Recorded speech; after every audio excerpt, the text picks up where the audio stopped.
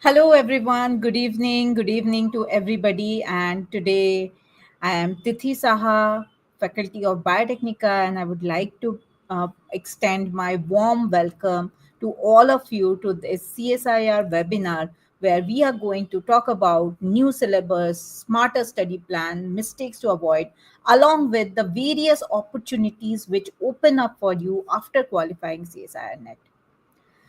Hello, everybody. Good evening. Can I have some quick hellos from all of you?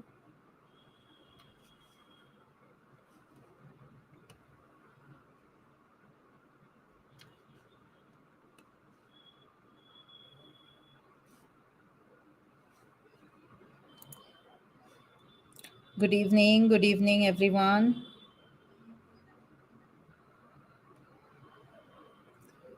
Good evening and welcome once again.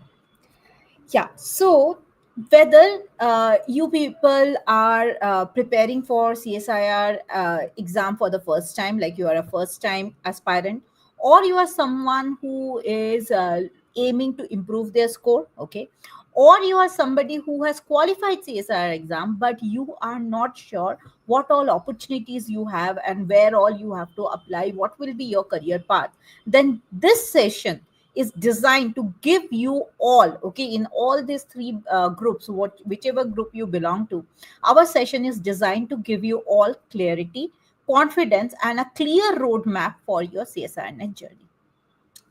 Now, as you all know that CSIR has proposed a collaborative syllabus with DBT. Are you people aware of that? So that happened in the first week of May, and actually the syllabus came out, and CSIR, that is not a confirmed syllabus. Okay, it is up for feedback. So till 7th of June, it is open for all the educators and all the students to give their feedback, what they think about the syllabus. But nevertheless, CSIR has proposed a collaborative syllabus with DBT. Are you aware of that? Yes, Shaheen, you're aware. What about others? Anybody else who is aware of that? The news was there in our Biotechnica website also. And we did a quick analysis of the entire syllabus and published that. I hope all of you have gone through it. Anyways, if you have missed that, so in today's session, we are going to discuss about that as well. Okay. Now, one thing you have to remember that it is a proposed syllabus. It's not a confirmed. Neither we have any notification from when will that syllabus, if approved, will be effective. Okay, so we are going to talk about that syllabus and if it changes, how it changes the current syllabus and what all modifications are there.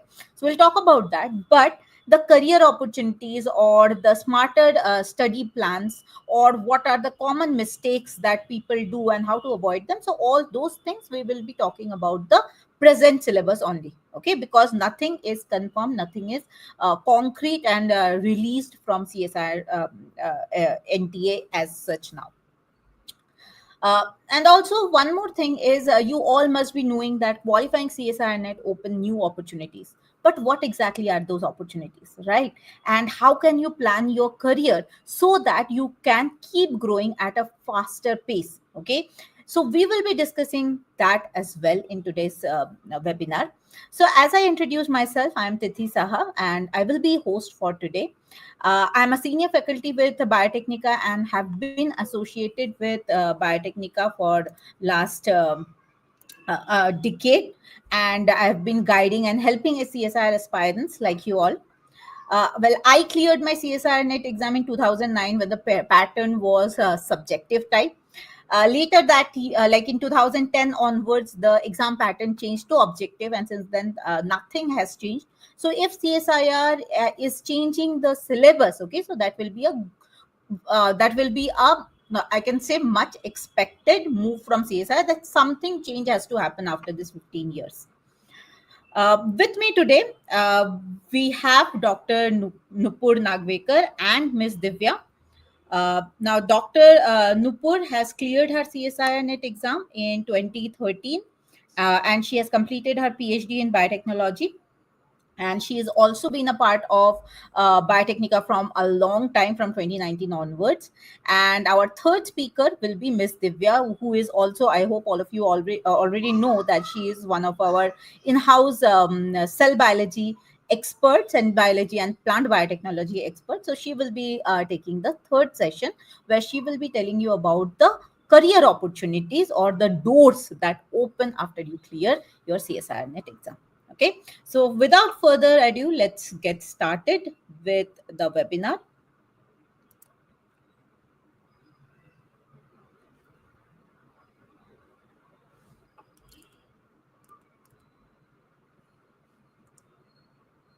All right, I request the technical team, can you please bring my PPT forward? Thank you.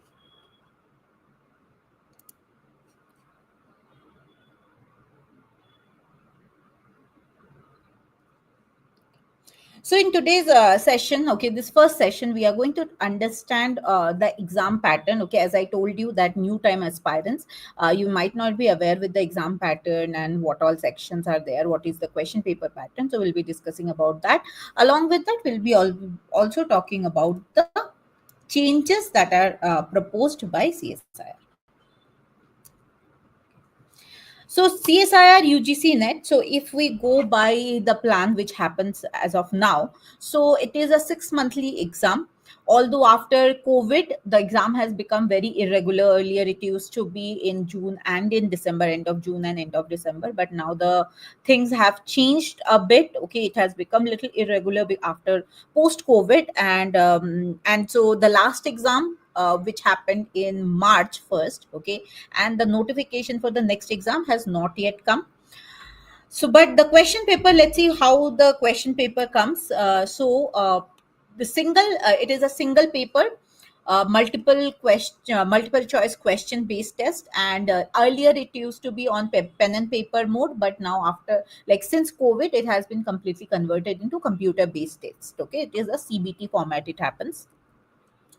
Duration for the exam is 3 hours, and you have to solve total, so in the question paper there are 145 questions given. Okay, although you don't have to solve 145 questions, out of that you only have to solve 75 questions. Okay, but what are the questions that you have to solve? Like, the paper is divided into different sections, and from each section there is a set number of questions that need to be solved. So we'll be talking about that also in the next slide itself. Now the complete marks, okay, so total marks is 200. Okay, so for 75 questions, the maximum marks that you can score is 200. Now marking is also, like, there is negative marking also present. So for every correct answer, whatever marks you get, for negative marking, 1/3 will be taken. Okay, so every wrong answer will take away 1/3 of the marks.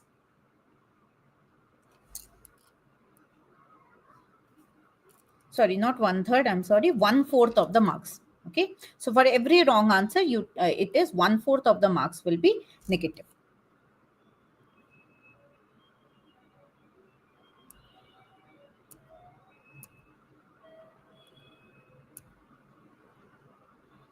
Okay, now total number of questions that we have is 145, and 145 questions are divided into three sections. Okay, part A, part B, and part C. Now part A is divided into 20 questions, and those 20 questions will be 2 marks each. Okay, part A comprises of general aptitude questions.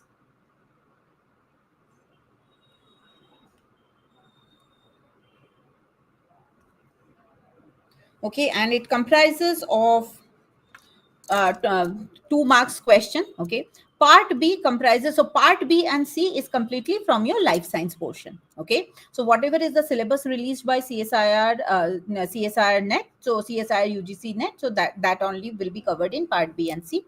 Now part B also comprises of 50 questions, which are 2 marks each. Okay, and part C comprises of 75 questions, which are 4 marks each. Now, out of part B questions, you don't have to attempt all. Okay, neither like any of the parts, you don't have to attempt all the questions. From part A, out of 20, you have to attempt only 15. From part B, out of 50, you have to attempt only 35. And in part C, out of 75 questions, you have to attempt only 25. Okay. Now, these questions are so it is fixed. Okay, and if you attempt more than that number of questions, then then your first 15 from section A will be scored, or your first 35 from section B will be scored. Okay, or your first 25 from section C will be scored. Okay, nobody is going to see whether which one are correct, which are wrong. So you have to be very much careful about the number of questions that you attempt from each section. Okay, so by mistake, if you attempt 26 questions from part C, so your 26th question will not be even checked. Okay, now as I told you, there will be 1/4 negative mark that is there for all incorrect answers. So for part A, so if 2 marks is for every positive answer, if every correct answer is giving you 2 marks, so there will be a negative marking of 0.5. For part B also, negative marking is there for 0.5. And for part C, negative marking, because every correct answer is fetching you 4 marks. So there is a negative marking of 1 mark for every incorrect answer. Okay. Now, because negative marking is there, so you have to be very much careful about answering, about taking risk when you are attempting the exam. Now, what all questions are they come in part A? So general aptitude, and general aptitude with emphasis on analytical and numerical ability. Okay, there will be questions from series formation. There might be questions from quantitative comparison. There can be puzzles given to you. There can be graphical analysis based questions, or even logical reasoning. Okay, so there is no clear cut syllabus for general aptitude given to you, but it is general aptitude as the name is. And the level of math that is asked will be around, will be 10th level math only. Nobody is going to ask you do calculus or matrix. This advanced mathematics will not be asked, but this general aptitude will be checked. Coming to part B questions. So part B and part C, as I told you, they belong to the syllabus. So part B questions are fact-based questions. So basically they will be smaller or straightforward questions. Okay. Part C questions are analytical questions. So in part C, basically your research aptitude or your analytical ability will be checked. Okay, so there will be situations given to you. More questions will have tables, okay, where you have to interpret the result. There will be graphical representation, there will be diagrammatic representation, and your analytical skill or your research knack will be checked for in your part C questions. Okay, so majorly questions are experiment based. Also questions can be statement based, fact based questions, but they will be like combining multiple concepts. Okay, now that is one of the type of question which has started coming in part C more frequently, where there are combination questions. Okay, so topics related to each other but may be segregated in different units, or maybe segregated in different subunits of the same unit. They are combined together for this parts type of questions. Okay, now, so that is the exam plan. Okay, so far there has been no declaration on any change in the pattern. So we assume that the pattern for sure is going to remain same. Now, coming to this CSIR and DBT collaboration, the news that has come. So now CSIR is thinking about collaborating with Department of Biotechnology, and they are going to unify the NET exam as LSBT NET. Okay, so Life Science Biotechnology NET. Now, the purpose that has been cited for this collaboration is to streamline the overlapping topics. Like if in the present syllabus, if you see in CSIR NET, so there are some topics which are overlapping, okay, but they are kept in different units. Okay, so you end up studying the same topic maybe multiple times. Okay, so one of the criteria to do this collaboration and redefine the syllabus was to eliminate all these overlapping topics. Next is to reduce redundancy. Okay, so to make sure that everything is very much accurate, and they are according to the current research scenario, reflect modern scientific advances. Okay, so that is also one of the criteria, because as I told you, it's been more than 15-20 years that there has been no change in the syllabus. Okay, 15 years back there was change in the exam pattern, but but the syllabus remains same. Okay, so now with the syllabus change, so basically the modern scientific advances are getting incorporated in the syllabus, and also align the exam with industry needs, because right now the industry needs have changed a bit compared to what it was 20 years back, and the idea is to select those aspirants who are capable of meeting the expectation or standard that is needed in the industry right now.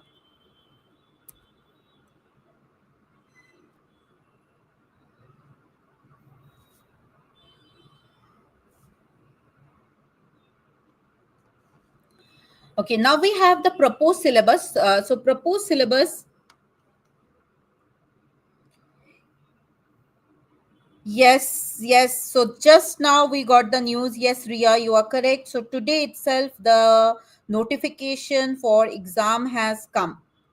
Yeah, so the window is going to open. So guys, you are all are hearing it for the first time here in Biotechnica. So 3rd of June itself, the notice came, and for the next exam, and your exam is going to. So the notification is live now. Okay, from 3rd, it is starting. So from 3rd of June, it is going to be to 23rd of June. Yes, the application has opened up. Yes, and the exam dates are supposed to be 26, 27, and 28th of July. Okay, so I hope all of you are preparing well for your exam. Okay, so since there is no declaration on the unit on the syllabus change, so definitely for this exam the syllabus is not changing. Whatever was the earlier syllabus, that only will continue. Okay, now what is this proposed syllabus? So let's have a look here. So there will be streamlining of units, as I told you. So any topic which is coming multiple times, that has been removed, and also inclusion of applied topics or more interdisciplinary modules. Okay, so this is the proposed syllabus. So in the earlier syllabus, if we compare, there were 13 units. Now what all changes has happened in this new syllabus? So first of all, if you see, till 8th unit, okay, that is biochemistry, cell biology, molecular biology, cell signaling, developmental biology, plant physiology, and animal physiology, and inheritance biology, that is genetics. Okay, so till unit 8 there is not much change. Okay, even if you see the subtopics, only the overlapping topics or the topics which are coming in multiple times in different units, that has been removed. Okay, apart from that, more or less it remains same. The major changes happened after this. Okay, even this unit, sorry, methods in biology, which was earlier, like in this current syllabus it is unit 30, so this also has remained more or less same. Okay, but major changes happened in this unit. Okay. Now, what are the changes? So first of all, unit 9, which was about the diversity of life forms. So that now has been merged with evolution. Earlier evolution was unit 11. Okay. Evolution and behavior biology has been unit 11. So basically what they have done is they have broken down the current unit 11 and added evolution with diversity of life form and added behavior biology with ecology.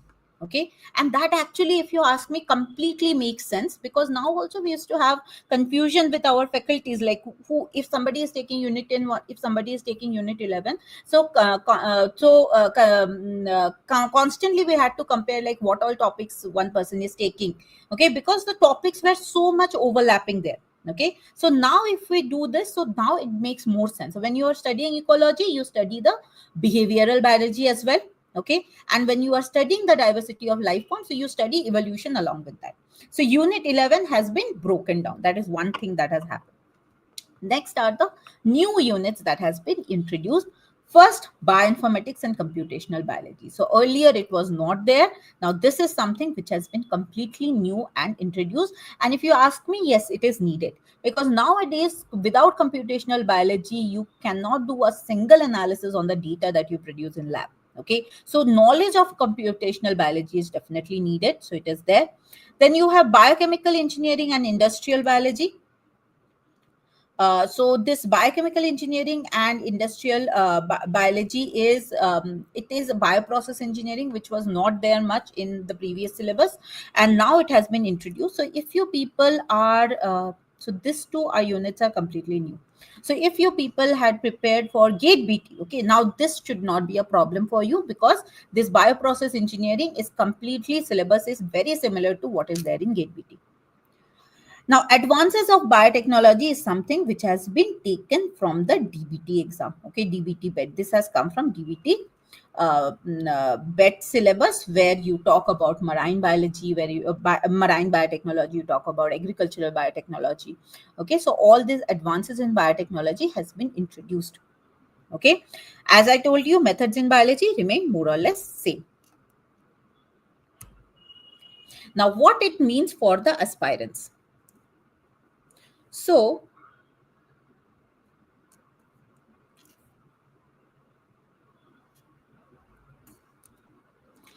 okay, so first of all, there are wider opportunities. So if this collaboration happens, okay, then there will be wider opportunities, and most probably the number of seats will also increase if DBT and CSIR both are merging. So definitely number of seats might also increase. Okay, then this new syllabus, it encourages interdisciplinary readiness. Okay, and nowadays if you see, more and more science is coming together. Okay, somebody who has done his research in chemistry is getting Nobel Prize in medicine. Okay, so now the things are coming together, and more interdisciplinary research is going on, and that also is the need of the hour. Okay, so that makes the aspirants, so this syllabus actually makes the aspirants ready for this interdisciplinary research world. And also, because if DBT and CSIR are merging, so instead of having these two exams, there will be only one, and there will be increased competitiveness and higher standards. Now, what are the negatives? First of all, its syllabus has increased. Okay, so as you can see, almost 3 new units have been introduced. So definitely you have to prepare more. Okay, so even though in the syllabus you see only one unit has been introduced, like earlier was 13, now it is 14, but actually it is 3 new units that has been introduced here. If this syllabus comes, okay, maybe from the next exam also, if it comes, so there will be some kind of transitional confusion, like what all topics to cover more, which are the higher weightage topics, from where what kind of questions will come, especially from the units which are introduced for the first time, like bioprocess engineering or computational biology, what kind of questions should come. So there will be some kind of confusion, but yes, we will be ready for that, and definitely there will be higher competition. Now, what should be your action plan? So first of all, you have to start early. Okay, so as soon as the notification comes, you have to prepare. You have to focus on cross disciplinary subjects, okay, like computational biology, like bioprocess engineering, okay, like biochemistry, which is the basic one. Without that you cannot move ahead. Okay, and the basic topics are definitely there. Then you have to follow the updates, okay, so that you don't miss on something. All right, so as soon as the notification comes, so that you can start your preparation accordingly. So if the new syllabus is proposed, so you are ready for that and you start preparing accordingly. Okay, and in case you need any kind of help and you think that you are not capable of doing it alone and you need guidance or mentorship, so definitely you should join an appropriate class which will provide you with the proper direction and help. So guys, always remember that your potential is equal to depth of your passion and strength of your determination. So give your passion 100% of your determination, and then you will reach maximum of your potential and can clear your CSIR NET exam. So thank you for your attention, everyone. Now I will pass my control to Dr. Nupur, and she is going to tell you what should be your strategy, how you are supposed to avoid the common mistakes that are done by the aspirants, and how that will help you in your preparation for the exam. Over to you, Nupur, ma'am.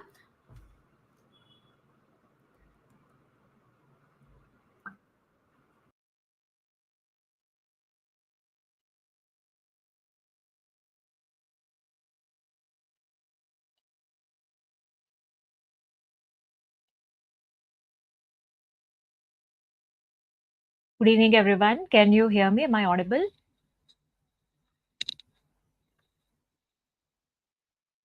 Let me know if I'm audible. I hope you can hear me all right. All right. Yes. So thank you, Tithi ma'am, for that sweet introduction. Yes. So, yes, CSIR UGC NET examination notification is out. They outed it today itself. And you can have a look at the notification. It's on the website. You can see that the submission of online application forms starts today itself. It's up to 23rd June, up to 11:59 p.m. So keep that in mind. The schedule for payment of fee they have given, correction window is given, and the most important point, exam dates 26, 27, 28 July. These are out, right? So now you have a target, now you have a date in front of you. Rest all is the same. They have not changed. It is CSIR UGC NET exam. They have not changed the syllabus. The mode is CBT based, 180 minutes, 3 hours, objective type questions with MCQs and bilingual, right? So our focus is life sciences. So guys, you check these websites out, check out the notification, and be ready with everything to submit the online application form. Do not do it last minute. Many things can go wrong, so just be ready. All right, so now we know that for this particular exam, we are sticking with the old syllabus. You do not have to worry about the new syllabus for now. We don't know what's going to happen in the next exam or the one after that. But for now, you have to stick with the old syllabus itself, right? So now let's jump right into the strategy. You know that there are a total of 13 units, right? So the table in front of you, it gives you the average percentage of questions that have come from that unit in the last 5 years. So on an average in the last 5 years, these percentage of questions have come from that particular unit, right? So the importance, the number of stars represent the number of questions, percentage of questions that have come. And here the last one, it represents the important topics. So the first unit, you can see 12 to 15% cells and molecules. And the last unit, methods in biology, again 12 to 15%. So what does that tell you? He tells you that these two units are very much important. There are a lot of inter-unit questions also, specifically from these two units. Inter-unit meaning hybrid questions which uses a concept from both these units or multiple units together. Those are inter-unit questions, right? So you cannot skip these two. You have to consider these two units, study it in depth, in detail. Then come the next three units with about 8 to 10, 10 to 12, or 10 to 13 percentage of questions. That's unit 2, cellular organization, unit 3, fundamental processes, and unit 4, cell communication and signaling. All right. So 4 stars indicates that yes, these are the next 3 units that you're supposed to consider for your studies after unit 1 and 30, 2, 3, 4. So the ideal way to approach would be cover units 1, 2, 3, and then either go to 4 or go to 13, because to study unit 13, you need your basics very clear. All right. Now, next, so these are your 5 units that you have covered. Now, after this, then comes the choice. Then you have a plethora of choices. You have developmental biology, you have plant physiology, you have animal physiology, you have inheritance biology, ecological principles, evolution and behavior, applied biology. Now, these 7 units have approximately the same weightage in terms of the number of questions. So now the choice is up to you. If you have studied that subject in your bachelor's and master's, if you are comfortable with it, if you have a good recall of those subjects and those topics, then go for it. Select about 3 to 4. I think 3 would be ideal. You have already selected 5. So that would be a total of 8 units. So you can choose those units based on your proficiency of those topics if you have studied it in your lower classes, and then you can choose accordingly. Now, unit 9, or diversity of life forms, of course it is important in the sense that questions have come from that unit, but you can see the percentage of questions are relatively less. So if you're thorough with the unit, of course you can study it and you can try to answer those questions. But if it's something that you have not studied, it's new to you, you can completely ignore that unit. You do not have to study that unit. Do not consider it. So least frequent and low priority. Right. Now, I know the exam is in, it's in July. So right now, if you're starting, that's just 1 month. So here I'm assuming that you have already started the preparation after the last exam that went by. After that, you've already started. So that means we have from that point onwards, we had a window of 6 months or 4 months. But if you are not prepared, if you're starting now, then you can target the next exam. So I'm just giving you a strategy. I know it's not applicable starting now for the July exam, but yes, it's a more long term plan. So for the 6 month strategy, usually what we do is, or what we recommend to the students is, the first 2 months you're supposed to focus on the 4 important units: 1, 2, 3, and 13. Right, 113 has the highest weightage, and then comes 2 and 3. So highest weightage units, focus on those. Do not ignore part A. You have to start solving part A questions right from the start. Even if you're spending 15 to 30 minutes a day solving part A questions, that's enough. So your goal here is to finish the theory part of the 4 units, make short notes, and solve topic wise questions and unit wise questions. The next 2 months are more intermediate study and analytical thinking. So here you're supposed to increase your number of hours per day to about 5 hours. Here you focus on the remaining units. So 4 units you covered in the first 2 months. So the next 3 to 4 units you're supposed to cover here in the next 2 months. Now, from this point onwards, you seriously start solving part C questions. You do that here also in the first 2 months, but in the third and the fourth month, since you're almost now covering all the units that you have selected for your study, now the inter-unit questions become more easy to solve, and this is now when you start pushing the pedal on part C question practice, and of course start attempting PYQs from the last 5 years. The fifth month is mock and the first phase of revision. So take one mock test every week. Not just taking the mock test. See, simply taking the mock test is not going to help you. You have to review the answers. You go through each and every question. If you have got it right, well and good. If you have got it wrong, see why you got it wrong. If you are not able to answer, why were you not able to answer? So you identify your weak areas. You have your short notes that you prepared in the first 4 months. You revise those, revise the PPTs, revise the diagrams, flow charts, and everything else. And the last month is complete revision plus extensive mock test phases. So here again, 5+ hours per day you have to give, 2 mock tests per week with reviewing of every mock test. Revise the formula, the diagrams, the flow charts, flashcards, mnemonics, right? You have to revise those, and rapid fire revision. Now, if you have 4 months, let's say instead of 6 months, you have 4 months, what you can do is you can club all this in the first 3 months. Okay, whatever you have cleared, you can club all those in the first 3 months, and the fourth month you keep only for revision and mock test. All right, so that's how you club this if you have 4 months time for preparation. Now, ideally, again, this is a recommendation. It may not be applicable to each and every student, but you can change this according to your convenience. So ideally, what you should be doing is morning 2 hours you should give to understand the subject, understand the concept. So unit based studies. That's because in the morning your brain is more receptive, your mind is more receptive to new information. So subject based concept learning happens in the morning. Midday or in the afternoon, about 1 to 1.5 hours should be dedicated to solving questions.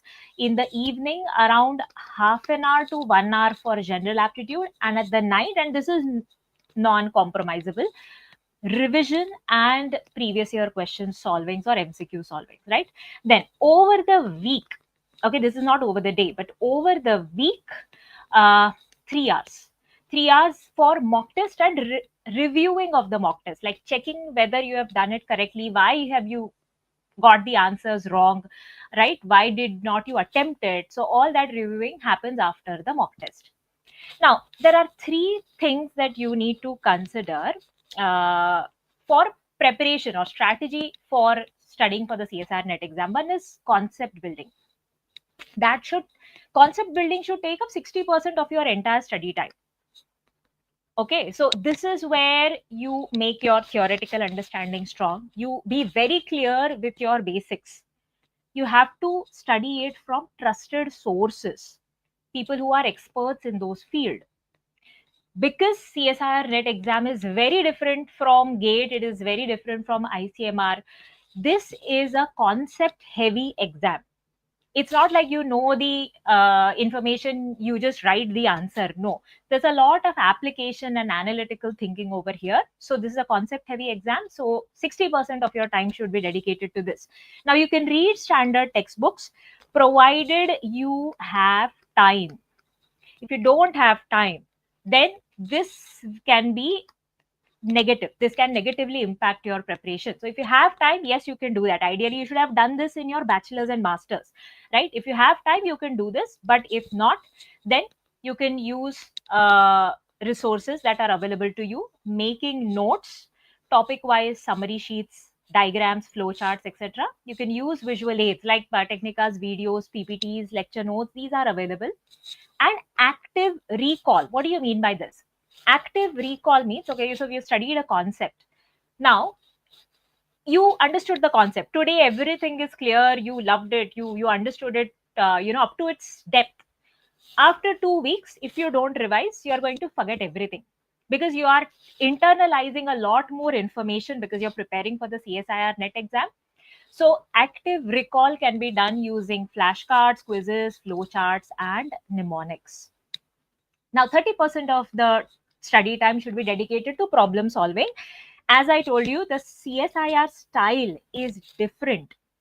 It has more of analytical thinking. So the first challenge that you have is to understand the pattern of the exam and then apply the concept. So solving MCQs is how you're actually going to score, not just by reading the text or looking at the videos. No, it's solving more and more questions. That is how you're going to actually score. Part C demands logical application and data interpretation. So what is the approach to problem solving? Firstly, topic-wise MCQs. We have Biotechnica, AIMNETs, and other different types of MCQ books that could be available to you. Previous year questions, CSIR NET puts out all the previous year questions and practice papers also. So you take last 5-10 years of papers and solve it. Error logging. Now, this is what I was talking about. Tracking the mistakes. You can do it in a dedicated notebook. You can do it in an Excel sheet, whatever you are comfortable with. But reviewing your mock test that you have solved, that is very, very important. And timed practice. Again, this is important. In the exam, you are under this pressure because there is a time limit. You have to simulate that when you are approaching your mock tests, right? Because without that extra exam pressure, you won't know how much time you're dedicating for each question of part C. And part C is critical here. Part B is easy. Part C is the one which consumes a lot of time. Then revision and mock test, that would take a last 10% of your time. So turning knowledge into recall, consolidate and simulate the exam pressure. Again, mimic the exam pressure.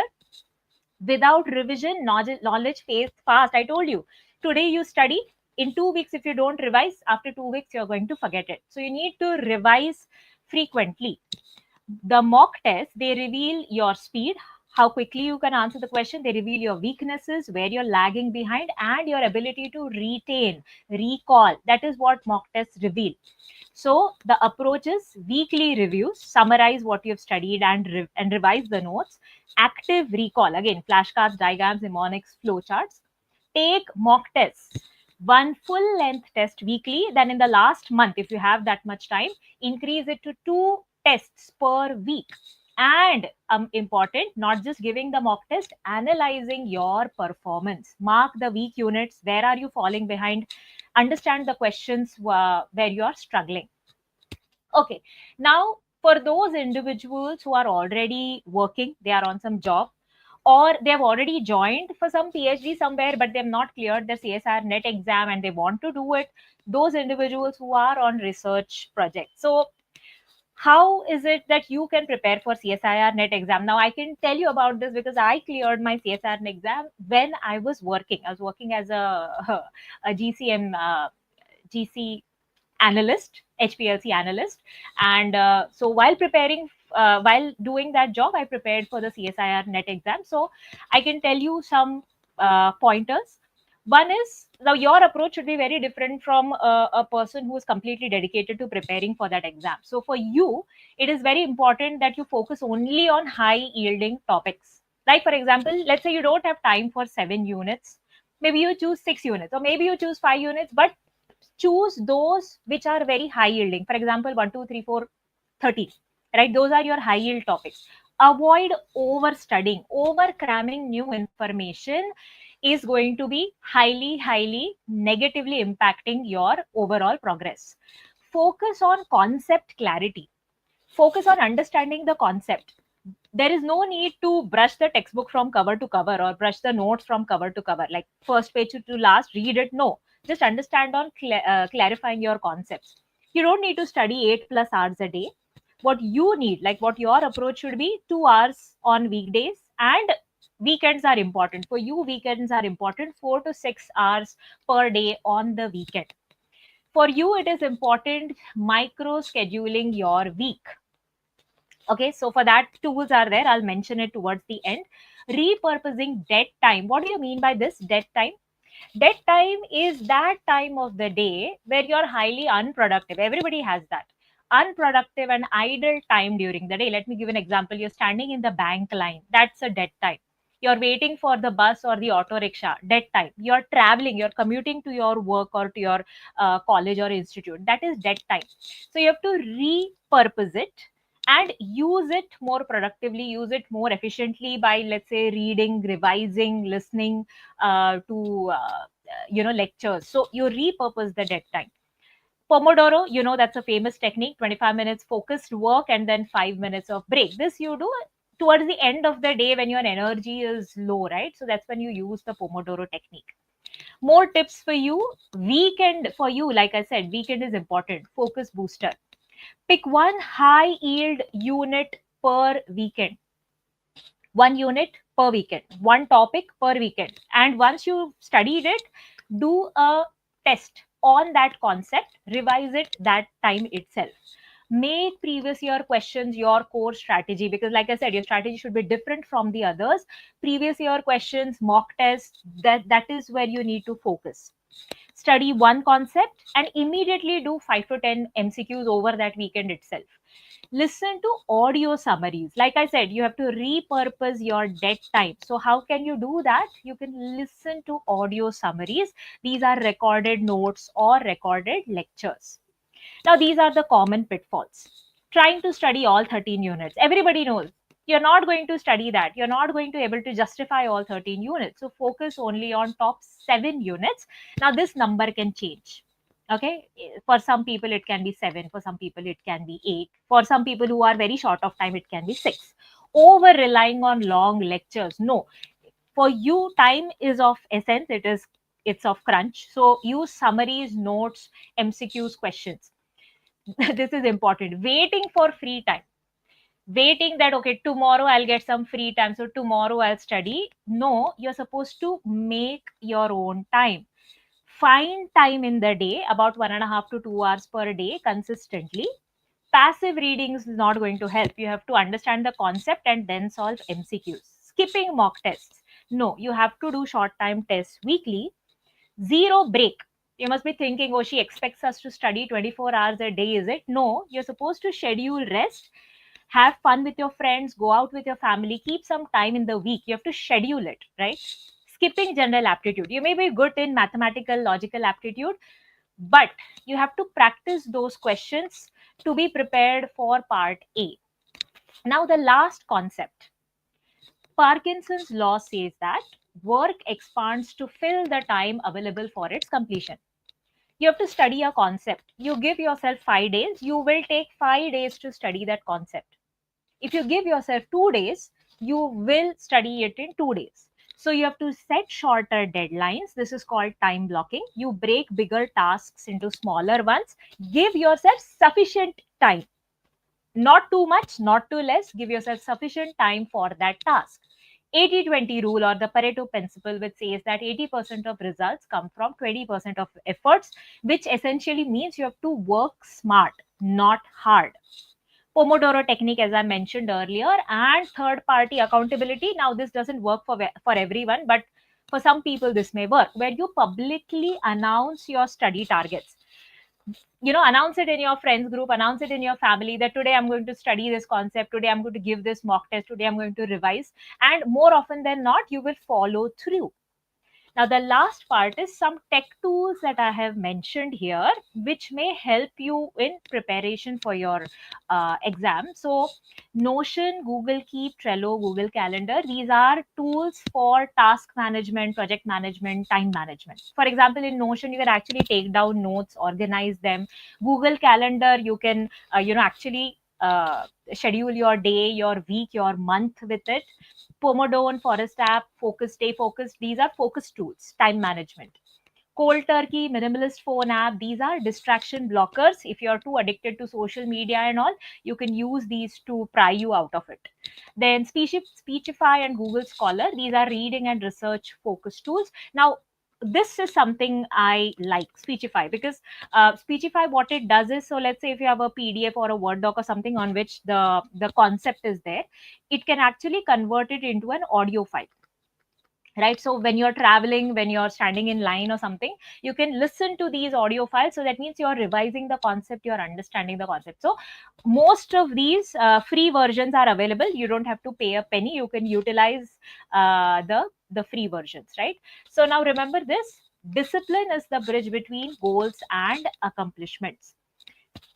If you are on track, or if you're at least close to being on track, then you will feel good about it, you will feel committed, you will feel working towards a goal. If you don't, then it's kind of a negative feedback loop where you feed in negative things to yourself and you may go off track, you may give up at some point in the future. So remember, discipline is important. All right, thank you so much. Now I hand over the controls to Tithi ma'am. Thank you for staying with me. Bye bye. Thank you so much, Nupur ma'am. And I see many questions are coming in from all the students. So I request all of you, please stay online. We will be taking questions. We will be doing live question answer session with you all, okay, after our third session. All right. So thank you so much, Nupur ma'am. I'm very sure the strategies are going to help you. Now, as ma'am said that these strategies are not made for the July exam for sure, but yes, we are if you are targeting for the next exam, then these strategies you have to start working today. Very soon maybe we will come to you again with some other strategies, okay, which will help you in revision and preparing for this July exam. All right. So now I will pass on the controls to Miss Divya, who is our in-house faculty and who is our cell biology and plant biotechnology expert. Thank you, Divya ma'am, for joining. Thank you, ma'am. Thank you, Tithi, ma'am. So, hello, everyone. Very good evening to all of you. So, I hope so you are able to see the screen. Yes. Okay. So, we have started with a session where ma'am has already given you insights regarding the changes that has happened after the unifying of two exams, that is CSIR and DBT. Followed to that, we had a session on the success strategies and how to avoid the pitfalls during the exam. So this is the third yet final session where I'll be covering about the career opportunities after the CSIR NET exam. So this session will be all about what are the career pathways, what are the research opportunities, and how to make most of your qualifications in the life science domain. So to get started, one question that always comes to our mind when it comes to CSIR NET exam is why we consider CSIR NET as a career defining exam. Can I get some insights from your side? Why do you think CSIR NET is a career defining exam? Because I guess you all have given the CSIR NET exam. So obviously with some goals, you have applied it, right? So what do you think why we should go for this particular exam? Can I get some inputs from your side before I give you the answers? Absolutely correct, Sri Vidya. A pathway to research. Yes. Apart from that, do we have any other opportunity you think you can pursue after clearing this exam?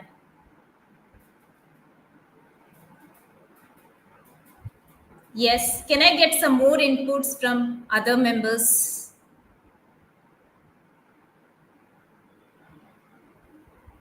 See, you have mentioned it absolutely correct. So, the first thing is that it is a gateway to research fellowship that provide us with financial support and recognition to pursue our research in top tier institutes. Followed to that, yes, you are correct, Sri Vidya. It is also the gateway for many government jobs as well. Yes, you are correct. Apart from that, you can also opt for PhD admissions in reputed universities. Then it also provides you with lectureship for that is assistant professor jobs in government colleges, private sectors as well. Apart from that, there are several PSUs, that is public sector undertakings like BAR, DRDO, and all. They also consider CSIR net scores for the recruitment in R&D as well as scientific roles, offering better opportunity, or I can say other opportunity other than academia. Then finally you will have a good value or good creditability to your profile. And lastly, you will also get into international opportunities as well once you clear this exam. So we will be covering some informations about all these aspects of exam. Okay. So the first step to research will be getting into JRF and SRF programs. So this is awarded after qualifying the CSIR net with a particular JRF rank. Of course, in every exam, the cutoff will be different. So based on that, the qualification happens. And once you are qualified, you are opted for PhD admissions, as I mentioned, in top institutes like IITs, IISc, ISIR, CSIR labs, and many more. Then you will get a monthly stipend of around 37,000 plus HRA and contingency grant. Now, this is valid for 2 years and can be extendable depending upon the progress, depending upon the result which you have worked for the 2 years. Now, once you are done with JRF, the progression will be towards senior research fellowship. So here the stipend increases to 42,000 plus HR, and there will be an additional 3 years. So overall speaking, it will take around 5 years to complete your PhD program. Now, above all, this SRF often leads to publications, patents, and also postdoc opportunities. Now, when I speak of postdoc opportunities, we have these opportunities in India as well as outside India. So let's find out what are the institutes that offers with postdoc in India. We have SCRB, that is Sir National Postdoctoral Fellowship, CSIR Nehru Science Postdoctoral Research Fellowship. Then we have Ramanujan Fellowship, Ramalingaswamy Re-Entry Fellowship. Make a point that this fellowship is for those candidates who are working outside the country. That means who are working overseas and they want to come back to India and continue their research. So this fellowship is exclusively for them. Then we have Swarna Jayanti Fellowship, DST Inspired Faculty Fellowship. So this is for first rank holders when it comes to graduate and postgraduate students. Then CV Raman Postdoctoral Fellowship at IISc. So this is also for the people who work in overseas and they want to return back and continue their work here. Then there is an exclusive scheme for women, that is Women Scientist Scheme, who have the career breaks. Then since it's a combined fellowship, so we can also get DBT Biotech Postdoctoral Fellowship as well as DBT India Alliance Fellowship in Biomedical and Health Sciences. So this I have just mentioned a few. There are even more fellowships available if you want to opt for postdoc.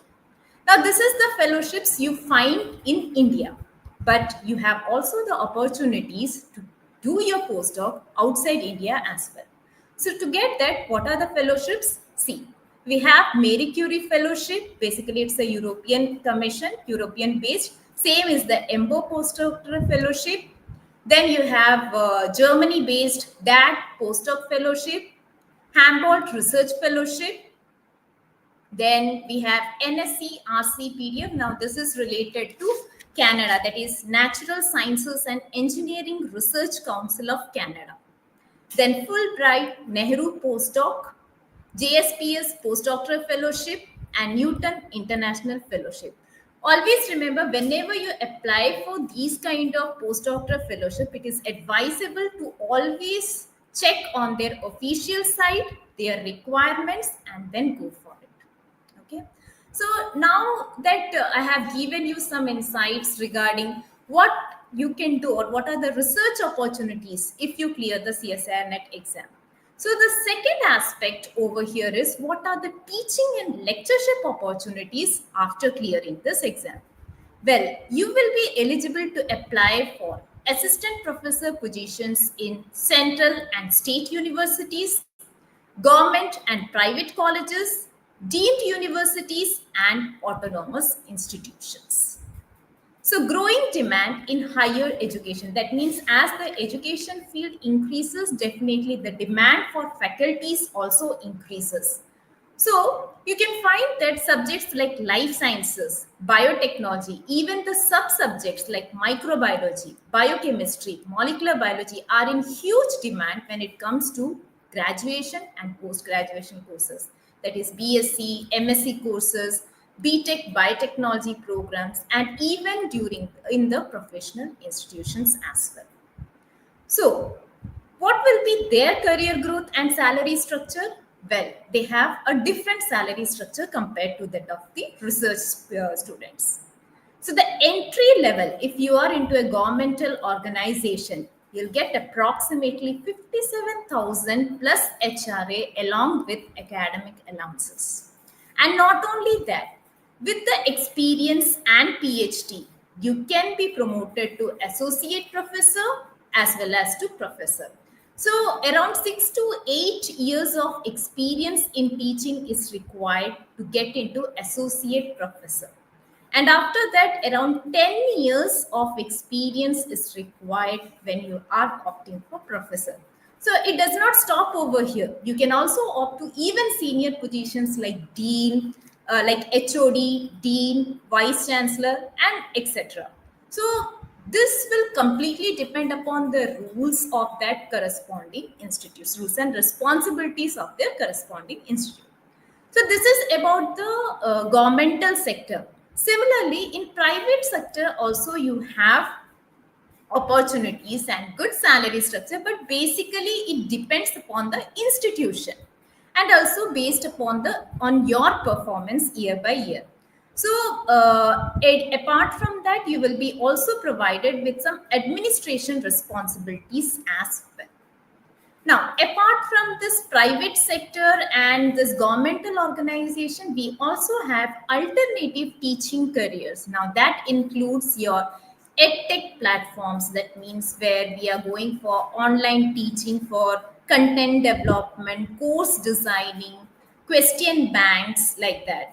That is, so that comes, and so we have different institutes which are working exclusively online. So for them, these platforms you can opt for it. Then we have the online adjunct faculty. Online adjunct faculty, in the sense, it's like a part-time teaching job in some universities. Apart from that, you will also find some open courses are available. So there also they recruit the faculties who have cleared the CSIR NET exam. But again, here the payment will be varying because it completely depends upon your experience, the mode of teaching, whether it is online or whether it is offline, and of course your performance. Okay, so these are some opportunities when it comes to teaching field. Now we have covered what are the opportunities when it comes to research and what are the opportunities when it comes to lectureship. Now what is next is, why does industry value CSIR DBT JRS? Any inputs on this? Why does industry people will opt for CSIR DBT JRS? Can I get some inputs on this part?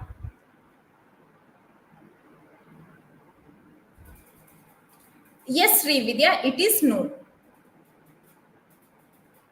That's the reason I have shown some of the international opportunities that one can opt for. Yes. Why does industry values CSIR and DBT JRS? Do you have any inputs on this? Anyone? The first reason for this will be proven research aptitude. See, once you have cleared this exam, obviously there is a knowledge that you are having deep understanding of scientific principles as well as a problem solving ability. So which plays a very crucial role when it comes to R&D directed industries. Second is hands-on lab training. So obviously you have worked in the you have worked for PhD and you you have an exposure to advanced techniques and instrumentation. So this can be easily integrated into the industrial settings. And lastly, we have publications and scientific communication. That means a strong documentation and interpretation skills. So this becomes very essential part when it comes to patent writing, regulatory submissions, and collaboration projects related to biotech, pharma, even diagnostic sectors as well. So let's find out some of the top companies or the top employers who are hiring the CSIR DBT JRF holders. Well, I have just mentioned a few, but you have got huge number of companies who can hire, who are hiring the CSIR DBT JRF holders. As you can see, I have categorized them into four parts. So we have pharma giants, that is Lupin, Sun Pharma, Dr. Reddy's, Cipla. Then under biotech leaders, we have Syngene, Bharat Biotech, Biocon, Serum Institute of India, and even we have Panacea. Then under global firms, we have Roche, Novartis, Thermo Fisher Scientific, Pfizer, AstraZeneca, etc. And then we have startups and incubators like the very common and the most recent one, the Pandorum technologies. Even there are some startups through BIRAC also happens. String bio, even the bug research. Apart from that, you might have also heard about MedGenome, then C2 system, then system, iSTEM. So these are some other starters which are actually doing good works right from the initial stages as well. So that was all about the industries, who is going to, who can take up the CSIR-DBT qualifiers. Now, what are the research areas which are in huge demand globally? Well, if you see, it is right from the basics to the advanced courses. See, we have the most common molecular biology, signaling part, cancer biology, immunology part. Now, that comes under the basics of biotech or life science field. Now, from here to advanced forms like omics technology, that includes your genomics, transcriptomics, proteomics. Then we have the metagenomics part, computational biology, AI, which is a very huge trend nowadays. Apart from that, microbiome related research, even the gut brain axis. Now it's a huge trend. Whenever you switch on the social network, you will find a lot of videos do come about this gut brain axis. A lot of research work is conducted because of with this gut brain axis. Apart from that, structural biology, drug discovery, synthetic biology, and CRISPR based research. So, when you are planning to do a PhD, obviously you have to think a bit which field you are interested in and which field is in demand globally. Because if you're applying for international postdoc fellowship in the future, you have to think in that direction as well. So, with this, I can wrap up this session. But before going, I have a few information to share with you. So, we are starting with our next session of CSIR NET, that is JEET batch. The starting date is 6th of June. And we will be covering the latest model syllabus, that is a combination of both CSIR and DBT exam syllabus. You will be having access to unlimited classes, 24 into 7 chat support system, dedicated study portal, the mock test series, 5,000 plus part C questions, and about to that, you will also have a free hands-on internship as well. You can select while you are taking the admission. So our class timing will be 7 p.m. to 10 p.m. and getting a PhD is not an easy thing because it's your future. So think wisely and decide. If you have any query regarding this JEET batch admission, you can always contact us through this toll-free number, which is displayed over here. And one more last thing that I want to mention is, what is this Conceptica series, which is mentioned over here when it comes to Biotechnica. So Conceptica series is all about a quick revision tools. That means all the topics, the key concepts, those things will be present in the form of short notes, maybe present in the form of flow charts. So that it will be easy for you to remember specifically at the time of examination, and it also helps in memory retention. So what kind of tools do we have in Biotechnica? We have Conceptica Lite. Now, Conceptica Lite means here all the major topics will be presented to you in the flowchart form. Second one is the Concept Cloud. Now, this is a card where the important topics or important words will be mentioned from a particular topic. So, this will be very useful specifically for fast revision. Then we have got unit-wise AIMNet CSIR NET test series. Then ToughNet question bank, as you are already aware, Part C is a very important section from CSIR NET exam. So you have to learn how to approach a particular question, because questions, as mentioned in the previous sessions, it is not so easy. You have to apply the concept. You have to combine the topics. So this particular question bank is going to help you out.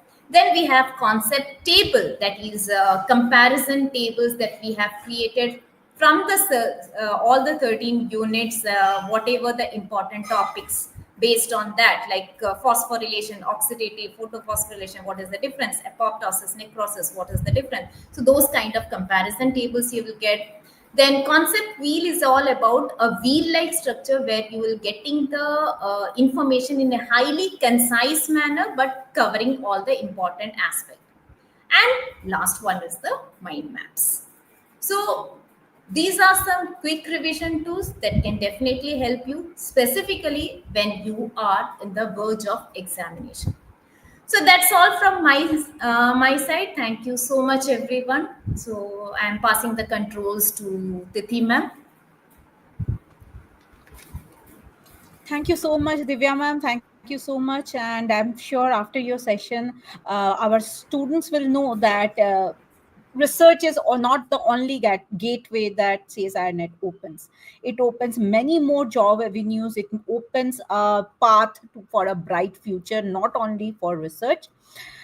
So thank you so much, ma'am, once again. And now we will start with our question discussion rounds. So yes, guys, I see some questions coming in. I'll be picking up those questions, and our experts will be answering that. And also, in the meantime, if you people have any other question, please feel free to drop in the message. Okay, I'll be picking up those questions as well. So very first question is from Srividya. So is the upcoming June exam syllabus merged? Well, this is not only your question, Srividya, it is everybody's question, even our question it was. And that's why before confirming, announcing here, we wanted to check with CSIR HRDG's website, but unfortunately the website is down. It's not working. But 99% assurity you can take from all of us that the syllabus is not merged as of now. Okay, for this exam it will be the old syllabus only, because there are changes, and also CSR has just proposed it. Okay, it's a proposed syllabus, and also it is taking feedback, and the window for that feedback is open till 7th of June. So definitely this will not be applicable for the July exam.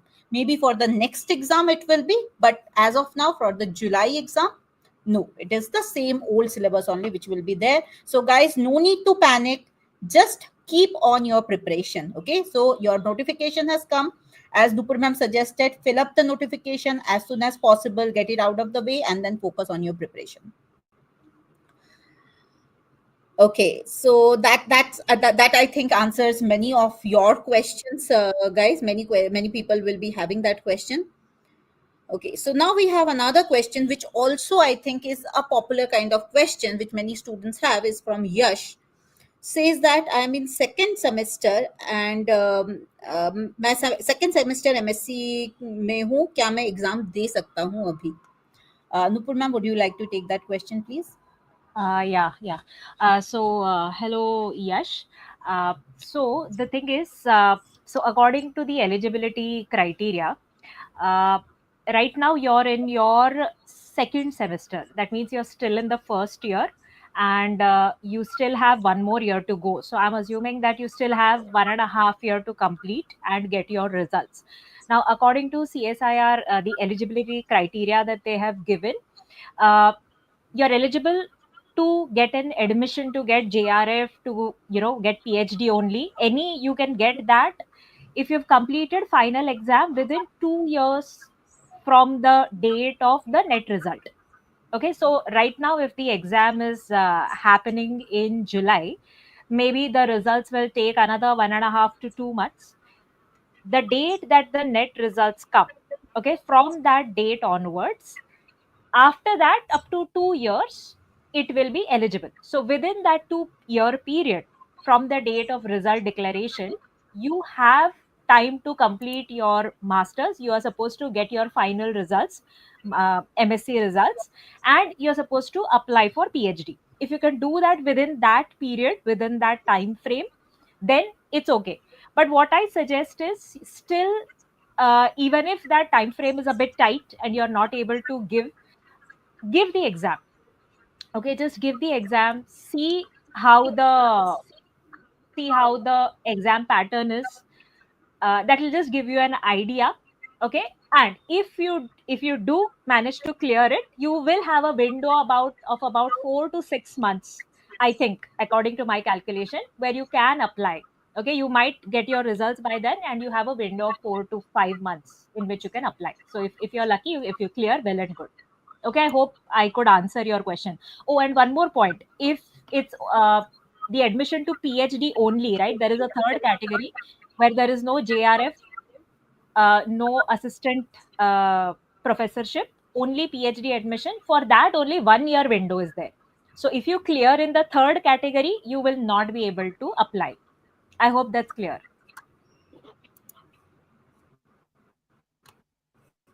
Yeah, Tithi ma'am, you want to take Thank over? you, ma'am. And I just want to add one more point to here, that this yeah, so if you are so guys, if you are not completed your exam, okay, and you can give the exam as Nupur ma'am suggested, but you will be considered in that result awaited category.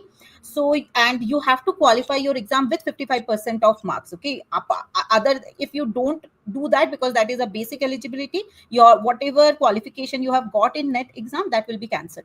So the time window as well as the percentage that you require for qualifying the MSc exam, 55%, that is a whole aggregate that you should have.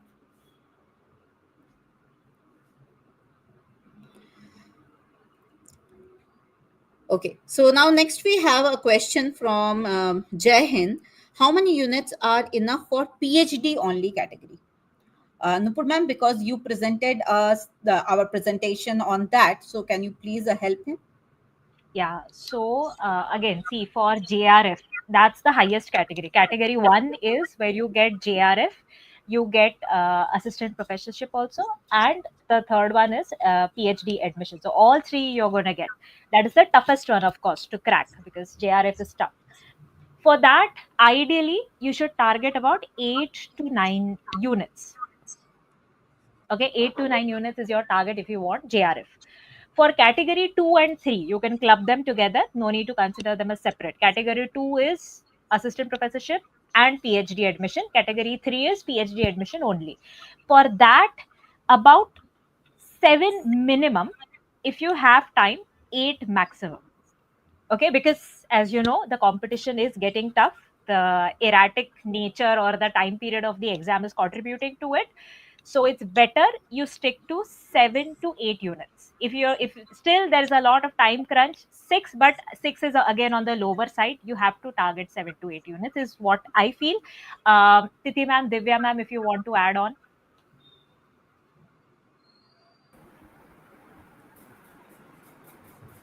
Yeah, Divya ma'am, please.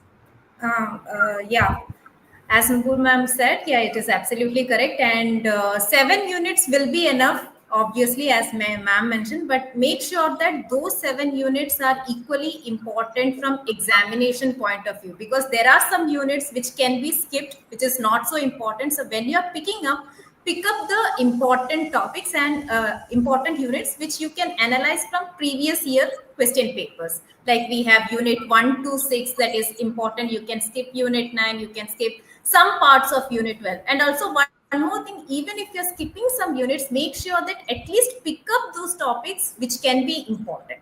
So that is really going to help. So if possible, you can also extend to 8 to 9 units. That will be far better, but 7 is ideally good. Yes, Yes, and one more thing, guys, like as Divya ma'am suggested, that the important units you can pick up from the previous year papers, but also if you have watched our webinar, so Nupur ma'am has already given you the first table where the weightage wise units were divided, right? So you can take help of that and you can select the higher weightage units from that table itself. Okay, so next question we have from RG Gaming. Will the question become standard or difficult from earlier?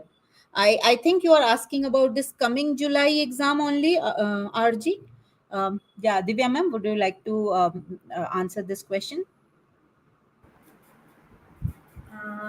is it about the upcoming exam? Basic is clear, RG. See, if if it is about upcoming exams, see nowadays, if you see the previous year question papers, also questions are quite unpredictable. So you can expect the unexpected. So sometimes you can get the very easiest question from very small topic, from the hardest topic, and sometimes you can also get the toughest question as well.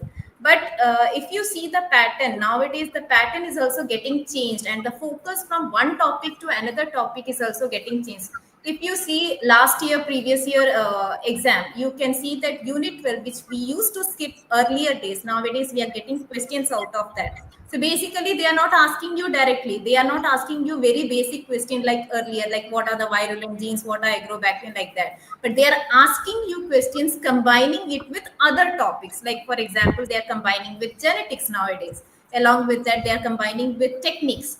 So these kind of questions obviously can be expected. So basic is clear means definitely it will help, but you have to change yourself. You have to change the approach of your studies, because nowadays CSIR net is also getting more and more tougher.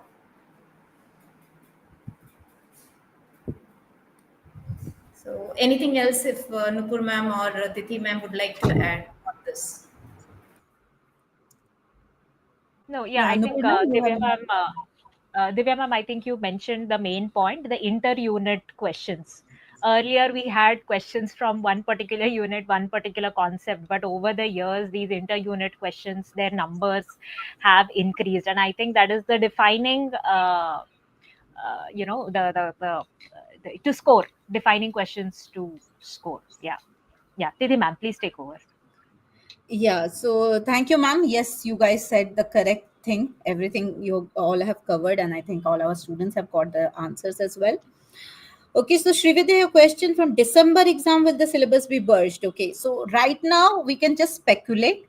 Chances are there. Okay, so if they are closing the feedback, and depending on what kind of feedback they receive, they might introduce some changes in the syllabus. But rest assured that if it happens, they will notify you when enough time is there. Okay, nobody is going to give you 2 months and change the complete syllabus and do that. In case the new syllabus is also introduced, remember, eight first 8 units and the 13th unit, they are exactly same. Okay, only the overlapping and the common topics which were coming in multiple units, that has been removed. Rest everything remains same. Okay, so you don't have to worry, because 9 units you already have been studying. Okay, now for extra points, if you choose those rest 5 of the units, yeah, you can do that. And but I'm sure that our NTA will give you enough time to all the aspirants to prepare for in if that happens, if the merge happens. And also with the merge, we don't know like what will be the exam pattern, like whether it will be twice a year or they will change it to 1 year, if they will change anything with the question pattern in the marking scheme. So these are all speculations right now. Don't waste your time in the speculations. What we know, start preparing and continue with that. Okay, whatever changes will happen, we will notify you. Keep an eye on NTA, keep an eye on CSIR HRDG's website. They will notify you, and with Biotechnica always you get the notification. So don't worry, if any change gets introduced, we will be notifying you as early as possible. Yes, so I think yeah, so we have one last question. Yes, this will be our last question, Srividya. Also, still 1 month of daily practice of PYQs is needed. What is your suggestion? So as far as, yeah, I think yes, previous year questions are guidelines. Okay, see, when Nupur ma'am told you which are the higher weightage topics, or Divya ma'am suggested that pick up the higher weightage units. So CSIR does not release any such official weightage. Okay, how do we know? We know it because of analyzing the previous year papers. Okay, from which unit more question comes, which unit is covered more in part C questions, what are the combination kind of questions are coming. Okay, so all that you get to know from previous year questions. So definitely previous year question paper practice should be a mandatory thing, at least for this last 1 month of preparation, if you are preparing for the July exam. Okay, yeah, Divya ma'am, Nupur ma'am, you want to add something to this, please? Yeah, same thing only, Tithi ma'am. Actually, the thing is that it's not that only during the last month you should do practicing the PYQ. It should be started from the very beginning itself. Once you have done with one particular topic, simultaneously you should work out questions. So it should be like 1 week. If you're covering 5 questions, means try to increase the number of questions week by week or month by month. So when you keep on practicing the questions, you will understand how to approach a particular question, specifically as mentioned by Nupur ma'am regarding part C, which is analytical and concept based questions. So this kind of questions can only be solved if you give a regular practice to questions. Thank you, Divya ma'am. Nupur ma'am, you want to add something or some last words of advice and suggestion to the students? Okay, so now for this particular exam, the upcoming exam, I'm assuming, we are all assuming that you have already started your studies. That means in the last 1 month, it's more revision and mock test.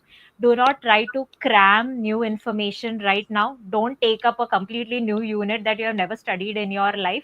Don't do that. Whatever units you already know, you know the concept, you've studied it earlier, stick to those, even if the number is less. Even if the number is less, you do that. But right now, the priority should be revision and previous year questions, and not just previous year questions, any mock test that you can get your hands on. Please try to solve it as much as possible. That's the only a tip I can give you from my side right now for the upcoming exam. Yeah. Yeah. Divya ma'am, anything from your side? Yeah, ma'am, same thing. It's as mentioned, ma'am, that you have to keep on practicing PYQs the maximum till the last month. I mean, when you are left with 1 month, no? So it's very crucial that you should keep on practicing the questions. Thank you so much. Thank you so much, Divya ma'am, Nupur ma'am, for joining us and giving your powerful advice and suggestions to all the students. I'm very sure all of you will find these suggestions very, very helpful. And thank you everyone for joining us live in this webinar. So it actually happened that within the webinar only we get to know about the notice that came from CSIR. So you start preparing for that, you start revising for that. Our webinar was supposed to be for the next CSIR exam. So anyways, very soon maybe we will come out with another webinar to give you some special tips and tricks for the upcoming July webinar, July exam. But all of you keep practicing. And also, like today's session, I'm very sure that you get to know that it is not only about research. CSIR is not only just about research, it is much more than that. And you all can decide what kind of career path you guys need, what kind of preparation you need to do, because when you have a plan, then you work towards it from the beginning itself. Okay, so if you have a plan of going in this direction of academics, let's say, so you know that CSIR is a gateway and you need that, so you start preparing for from your first day of post graduation. So this should be the target, guys. So that helps you in planning and strategizing the best way possible, so that you do not lose any crucial time or age. Okay, where you have lost an opportunity. That should not happen to any of you. So remain well informed, well prepared, and thank you everyone once again. In case you guys have any other question, you can always email to Biotechnica, and our experts including me will try to reply and answer all your questions as soon as possible. We are launching our batch, okay, for the next exam on July 6th. Our next batch is June 6th, sorry, our next batch is starting.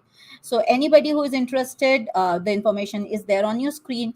Please, you can contact our toll free number, and you can get all the information. Thank you everyone, and good night everybody.